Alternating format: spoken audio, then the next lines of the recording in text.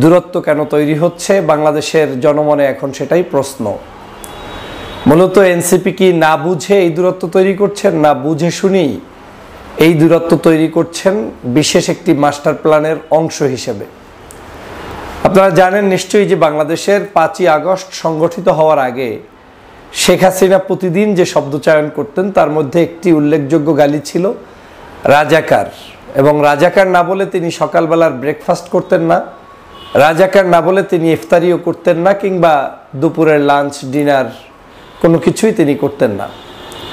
তো এই রাজাকার শব্দচয়নটা করতে করতে এমন একটা পরিস্থিতি হয়েছে যে বাংলাদেশে সত্যিকার রাজাকার যারা, তাদেরকে গত 16 বছরে আমরা খুঁজে পাইনি। আমরা কিছু মিথ্যা বানোয়াট বিভ্রান্তমূলক হামলা দিয়ে যারা দেশপ্রেমিক নাগরিক সেই সকল মানুষদেরকে ফাঁসির কাস্টে ঝুলাতে দেখেছি, এবং বিশেষ একটি দলের লোকদেরকেই সেখানে ঝুলানো হয়েছে। অন্য কোনো মানুষদের প্রতি আওয়ামী লীগের সেই বিষয়টা নিয়ে কোনো অবস্থাতেই আগ্রহ ছিল না।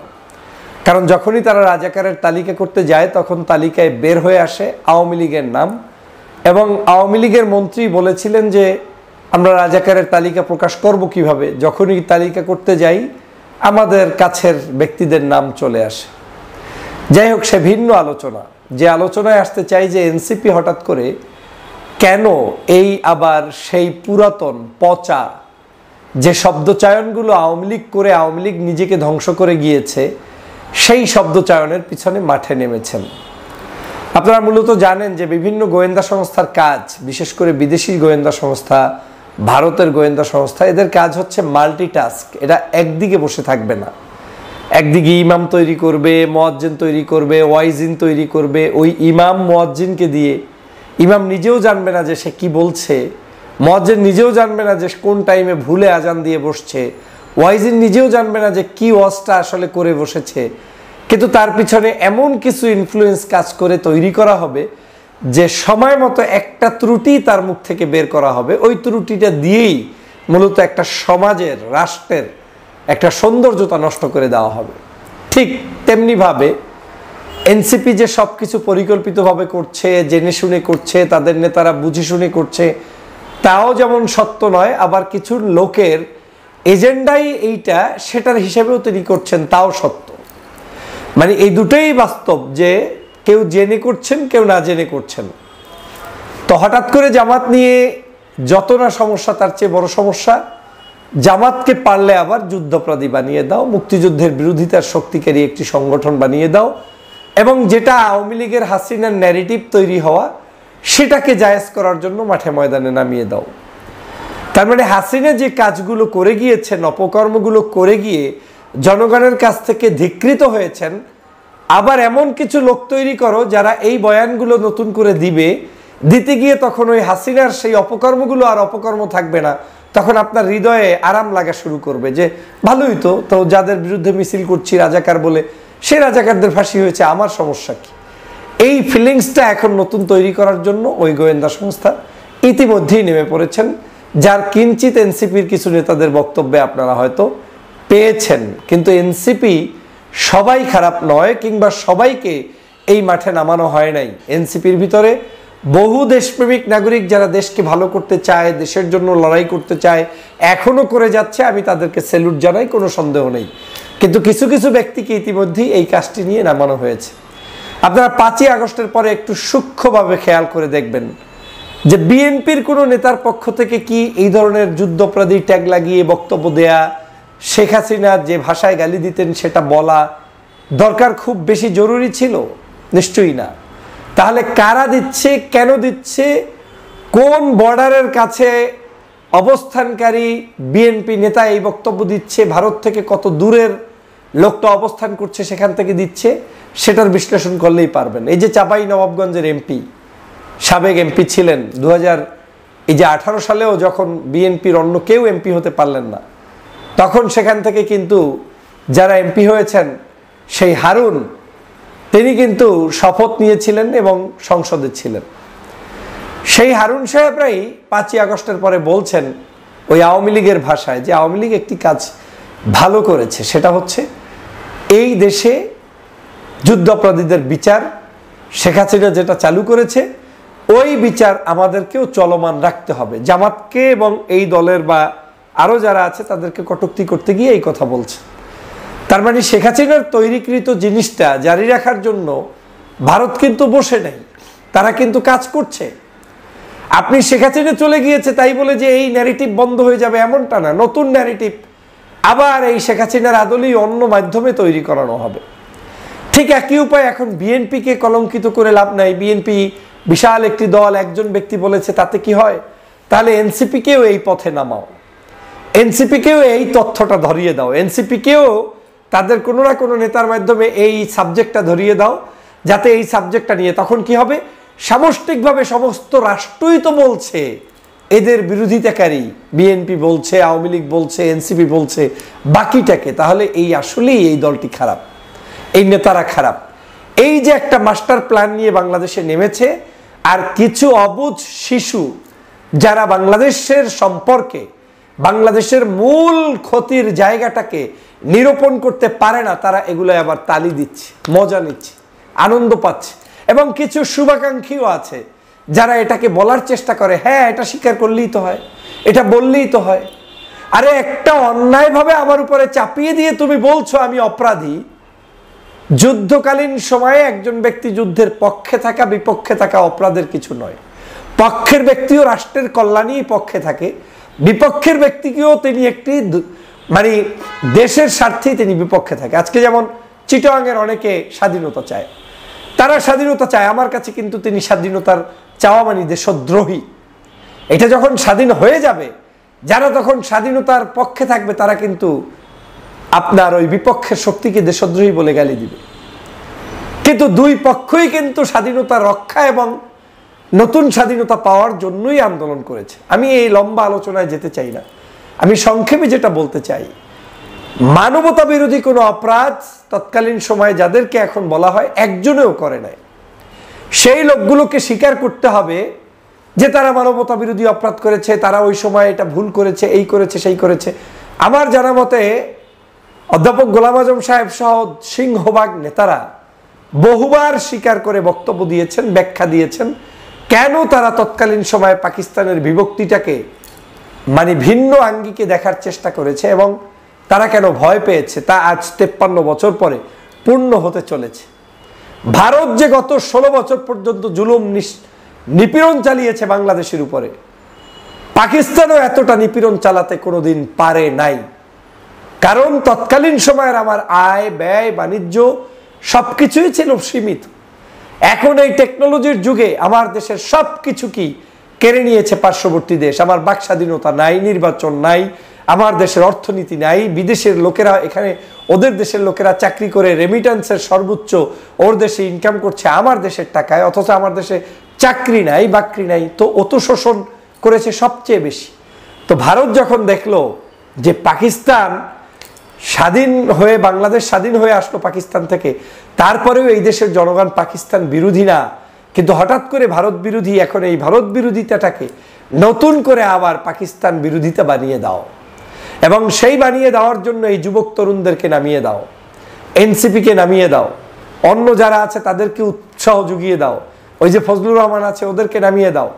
নামিয়ে দিয়ে আপনার এই বাংলাদেশের একদিকে ঐক্য বিনষ্ট করবে, অন্যদিকে আপনার দেশে ঠিক শেখ হাসিনা যেটা চেয়েছে গত 16 বছর সেই একই জিনিস আবার জিয়ে রাখবে, জিয়ে রেখে তাদেরকে কোণঠাসা করার একটি নতুন পায়তারা শুরু করবে। আমি ভালো করে জানি যে আহাম্মকি তো এই দেশের অন্তত পক্ষে আওয়ামী লীগ ব্যতীত আর কোনো রাজনৈতিক দল করার কথা না। 14 দল যারা আওয়ামী লীগের দোসর ছিল ওরা ছাড়া তো নতুন করে এত বড় আহাম্মকি কেউ সাজার কথা না।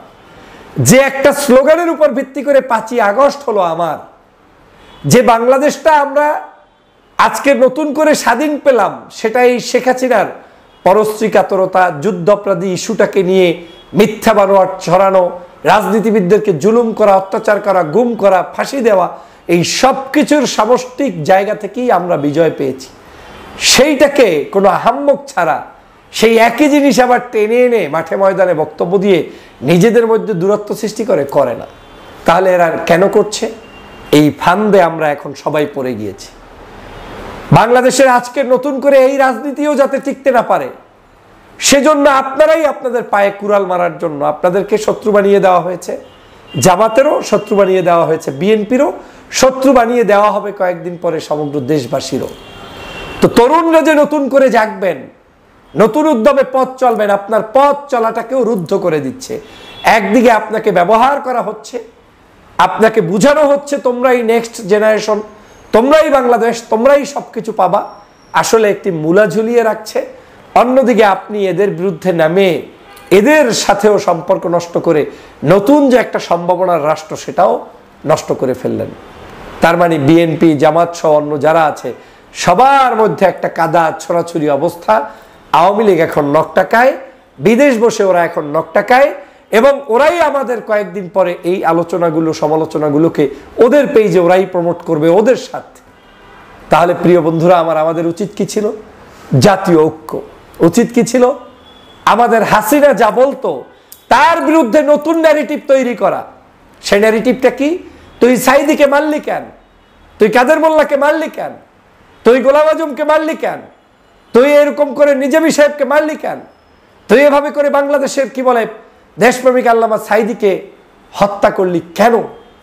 এভাবে করে যদি আপনি ন্যারেটিভ তৈরি করে ওদের দাঁত ভাঙা জবাবের জন্য প্রস্তুতি গ্রহণ করতে পারতেন, তাহলে আপনি দেশপ্রেমিক হইতেন। আর সে কারণে আমি সবসময় বলি, আমি আবার ওই স্রোতের সাথে তাল মিলিয়ে আপনি আমাকে তালি দিবেন, বাহাবা দিবেন, এমপি দিবেন, মন্ত্রিত্ব দিবেন, পদ দিবেন, এই চিন্তা করে কথা বলি না।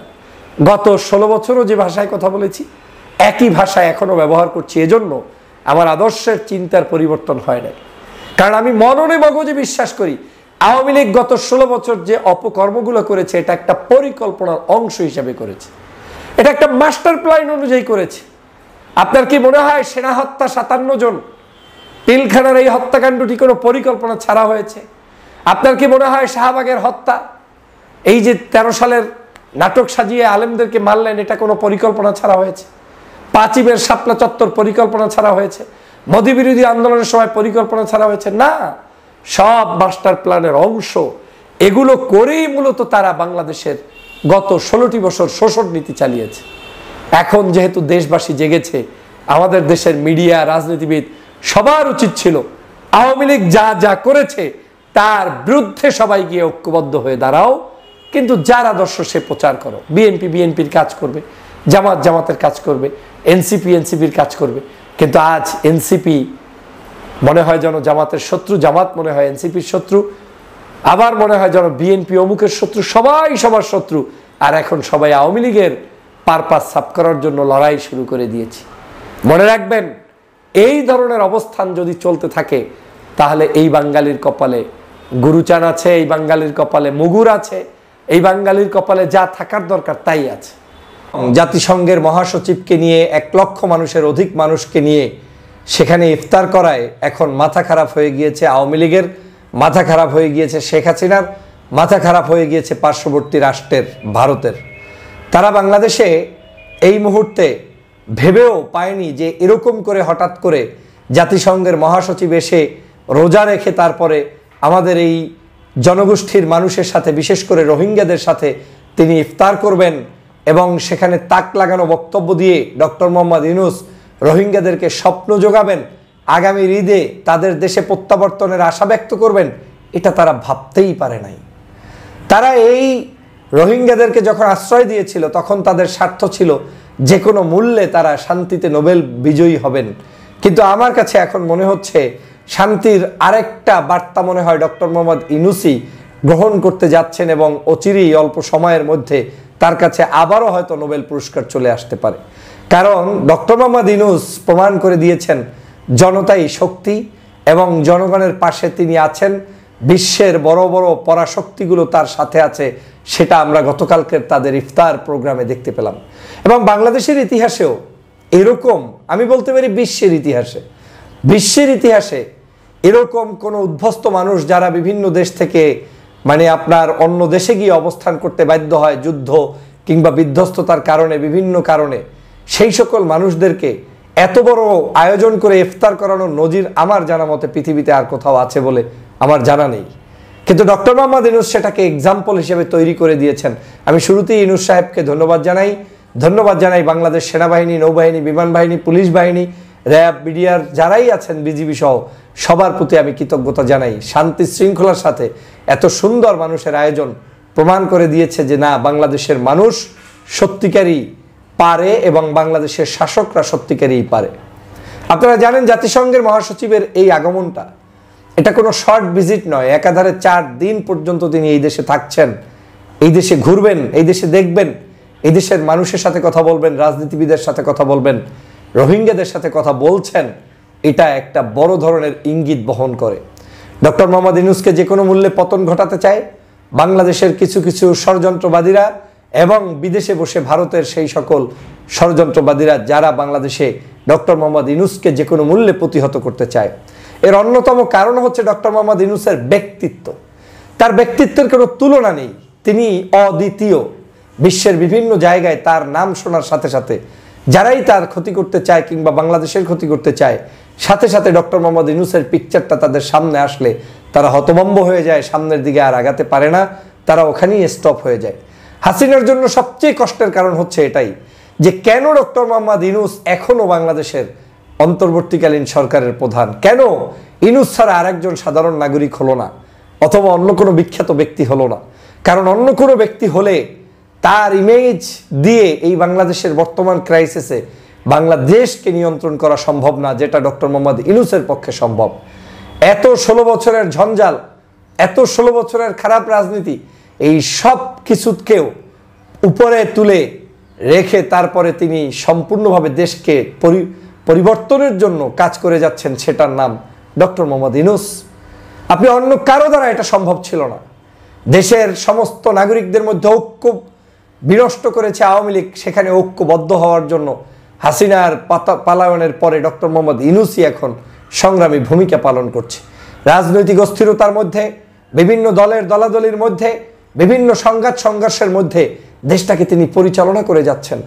দেশের এখন কি সমস্যা, আমি নিজে যে আওয়ামী লীগের সময় বিভিন্ন সময় টকশোতে কথা বলতাম, মানুষের নিরাপত্তা নেই, মানুষকে গুম, খুন, হত্যা, নির্যাতন, নিপীড়ন, বিদ্যুৎ নাই, ব্যবসা নাই, পানি নাই, গ্যাস নাই। আমি ঢাকা শহরে গত প্রায় 6 মাস 7 মাস পর্যন্ত আজকের এখন বাংলাদেশের চিত্রটা শেখ হাসিনার সেই 16 বছরের তুলনায় একটু হলেও ভালো অবস্থান করছে। একটু নয়, আরো অনেক ভালো অবস্থান করছে। কিন্তু পূর্ণাঙ্গ ভালো অবস্থানে নেয়ার জন্য আমাদের লাগবে একটু সময় এবং আমাদের লাগবে একটু ধৈর্য, আমাদের লাগবে ডক্টর মোহাম্মদ ইউনূস সাহেবের নেতৃত্বে পরিচালিত বাংলাদেশ। অতএব আগামীর বাংলাদেশ ডক্টর মোহাম্মদ ইউনূস সাহেব আমাদের পাশে থেকে সুন্দরভাবে একটি গণতান্ত্রিক প্রক্রিয়ায় যাওয়া পর্যন্ত তিনি নিয়ে যাবেন, সে প্রত্যাশা আমরা সবাই কিন্তু কম বেশি ব্যক্ত করছি। এখন যারা ডক্টর মোহাম্মদ ইউনূস সাহেবের বিরুদ্ধে ষড়যন্ত্র করছে, তাদের উদ্দেশ্য ভেরি ক্লিয়ার। তারা শুধুমাত্র এই ব্যক্তিত্বকে ভয় পায়। ইউনূস সাহেবকে নামাইতে পারলেই তারা সফলতার দ্বার প্রান্তে যেতে পারে, এই তথ্য তাদের কাছে আছে। কারণ তারা যখন চেষ্টা করেছে যে ডোনাল্ড ট্রাম্প ক্ষমতায় আসলে হয়তো আমেরিকান পলিসি পরিবর্তন হয়ে ডক্টর মোহাম্মদ ইউনূসের বিরুদ্ধে যেতে পারে, কারণ ডক্টর মোহাম্মদ ইউনূসকে বাংলাদেশের মানুষের কাছে ট্রাম্পের উল্টো হিসাবে পরিচিত করিয়েছে শেখ হাসিনা। এমনকি শেখ হাসিনা বক্তব্যে পর্যন্ত বলেছে তোমরা ট্রাম্পের ছবি লাগিয়ে মিছিল করবে, এই মিছিল করার মধ্য দিয়ে সেখানে আবার মিছিলে ভাঙচুর করবে। এই ধরনের নির্দেশনা দিয়েছিল শুধু একটি কুৎসিত উদ্দেশ্যে। আর উদ্দেশ্যটা কি? উদ্দেশ্য ছিল যে কোনো মূল্যে বাংলাদেশের মানুষের পিকচারটা ট্রাম্পের কাছে উপস্থাপন করে অশান্তি তৈরি করা এবং ইউনূসের পতন ঘটানো। কিন্তু হিতে বিপরীত হয়েছে। আমেরিকান প্রশাসন থেকে সহ ইউরোপ, আমেরিকা, কানাডা, অস্ট্রেলিয়া, বিশ্বের বিভিন্ন দেশ, মিডল ইস্ট সহ সবাই ডক্টর মোহাম্মদ ইউনূসের পক্ষে দাঁড়িয়েছে এবং ইউনূস সাহেবের সাথে আছে। এবং ইউনূসের হাতকে, ইউনূস সাহেবের সংস্কারকে সবাই মিলে ঐক্যবদ্ধভাবে এগিয়ে নিয়ে যেতে চায়। এই হচ্ছে বর্তমান পরিস্থিতির বাংলাদেশ। প্রিয় সহযোদ্ধা ভাইরা, অতএব এই বাংলাদেশের ডক্টর মোহাম্মদ ইউনূসের নেতৃত্বে পরিচালিত এই বাংলাদেশের ক্ষতি আওয়ামী লীগ করতে পারবে না। আর সেটা জেনেই তারা এখন নতুন করে গোপন ষড়যন্ত্র শুরু করেছে, যেটা হচ্ছে ভয়াবহতা, গুপ্ত ধরনের হামলা, বিভিন্ন জায়গায় বিভিন্ন ধরনের নারী নির্যাতন, শিশু নির্যাতন, হত্যা, ধর্ষণ এবং এই কার্যক্রমগুলোর সাথে মূলত জড়িত তারা জড়িত থেকে আপনার এই বাংলাদেশে নৈরাজ্য সৃষ্টি করে পরিস্থিতি ঘোলাটে করতে চায় এবং যে কোনো পারিবারিক সমস্যাগুলোকেও রাজনৈতিক সমস্যা হিসেবে আখ্যায়িত করে দেশকে ক্ষতির মধ্যে নিয়ে যেতে চায়। কিন্তু সেটা সম্ভব নয়। ইউনূস সাহেব প্রমাণ করে দিয়েছেন বিশ্ব দরবারে তিনি একজন অদ্বিতীয়, অপ্রতিদ্বন্দ্বী, জনসমর্থনে সর্বোচ্চ নেতৃত্বে অবস্থানকারী ডক্টর মোহাম্মদ ইউনূস। অতএব ডক্টর মোহাম্মদ ইউনূসের এই হাতকে আমাদের শক্তিশালী করতে হবে। আমরা যে বিরল দৃষ্টান্ত দেখলাম, এই বিরল দৃষ্টান্ত প্রতিদিন দেখার অপেক্ষায় থাকতে হবে। আগামীতে তিনি যে চায়না সফর সহ বিভিন্ন দেশ ঘুরে আসবেন, এই কারণে পার্শ্ববর্তী দেশের মাথা খারাপ হয়ে গিয়েছে। অতএব ওরা মাথা যাতে আরও খারাপ হয় সেই ব্যবস্থা করে দিতে হবে। আমাদেরকে ইউনূস সাহেবের হাতকে শক্তিশালী করে এই দেশকে এগিয়ে নিয়ে যেতে হবে। মনে রাখবেন, দেশ যদি শান্ত থাকে, দেশ যদি ভালো থাকে, দেশের আইন শৃঙ্খলা যদি ডে বাই ডে উন্নতি হয়, তাহলে আপনার আমাদেরই সফলতা এবং এই বাংলাদেশের নাগরিকরাই সেটার সফলতা ভোগ করবে। আওয়ামী লীগ শুধু একটি জিনিস এখন চায়, যে কোনো মূল্যে ইউনূসের পতন। এটা ঘটাতে পারলে ওরা জানে যে কালকেই ক্ষমতায় আসতে পারবে এমনটা নয়, কিন্তু ওরা এখানে সফল হলে ওরা বিশ্বের কাছে বলতে পারবে যে এই আওয়ামী লীগ তো চলে আসছে, এই তো মাত্র। ওদের নেতাকর্মীদেরকে বলতে পারবে ইউনূস যে পথে গিয়েছে অন্যরাও সেই পথে যাবে, এগুলো বলে মার্কেটিং করতে পারবে, আর কিচ্ছু না। কিন্তু আমার কাছে মনে হচ্ছে ইউনূস সাহেব যে কঠোর এবং বুদ্ধিদীপ্ত নেতৃত্বে দেশ চালাচ্ছেন, এই কাছে এর জায়গায় সামনে অন্য কেউ কোনো কিছু করতে পারবে না ইনশাআল্লাহ। অতএব ডক্টর মোহাম্মদ ইউনূসের এই বিজয়, এই অর্জন অব্যাহত থাকুক এবং ইউনূস সাহেব যে প্রত্যাশা করেছেন রোহিঙ্গাদেরকে দেশ থেকে 1 বছরের মধ্যেই তাদের দেশে পাঠিয়ে দিয়ে তাদের দেশে ঈদ করানোর জন্য আমরা সেই প্রত্যাশা ব্যক্ত করি। আমরাও তার এই বক্তব্যের সাথে সহমত পোষণ করি। তাদেরও মানবতার জীবনযাপন যাতে পৃথিবীর কোথাও হতে না হয়, তারাও যাতে শান্তিতে ভিন্ন দেশে